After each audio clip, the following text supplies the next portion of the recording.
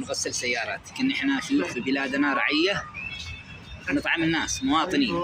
اليوم احنا امراض، هل بأحد بيعالج المواطن؟ ما عندناش رواتب، الناس لهم سنين من صنعاء ما قدروا يسافروا لأهلهم في كل المحافظات في الشمال في القرب. وإذا تكلمنا برأي نتكلم، وإذا سبينا أي دولة احنا مواطنين. السؤال، هل السعودية والإمارات هل تسمح أن اليمنيين يتحكموا فيها؟ الشيء الثاني، أنا أدعو المسؤولين للرحيم ولا التصالح. اللي كان فاسد فاسد حسابه عند الله، واللي صالح الله بيعوض. تمام. وأدعو الناس أن تتراحم وترجع إلى الله سبحانه وتعالى. نجنب اليمن الصراعات، نجنبكم الصراعات، لأنه الشيطان هذه تخدم الشيطان وإبليس. ما في دولة من خارج اليمن عربية أو عجمية الآن ناوية لليمن خير، ما عدا جمهورية مصر مشكورة.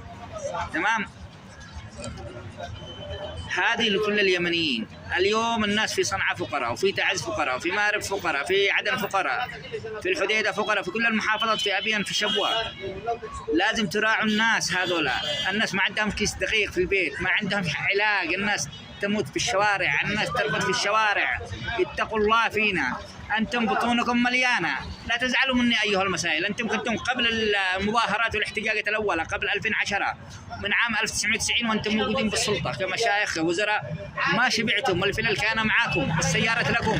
اسمعون، إحنا طلعوا قيادة شابة مؤمنة متعلمة عندها حماس وعندها دافع تبني الوطن، ولا ترتهن إلى الخارج. وندعو دول الخليج أن يكفوا أنفسهم، وأي دولة إسلامية يجلسوا في محلهم، وإحنا نصلح بلادنا. والمسائل كلهم أنا أرحل اللي في الشمال واللي في الجنوب. خلوا شباب غيركم، خلوا من أبنائكم، إحنا إخوان، ما دام قد الناس ضاغطين عليكم. واتقوا الله فينا. هذه رسالة مني، لا تزعلوا. أنا بطلت السياسة، بطلت أتكلم مع أحد. أنا مش إحنا أمراض، إحنا محتاجين، إحنا في حالة يعلم بها الله سبحانه وتعالى.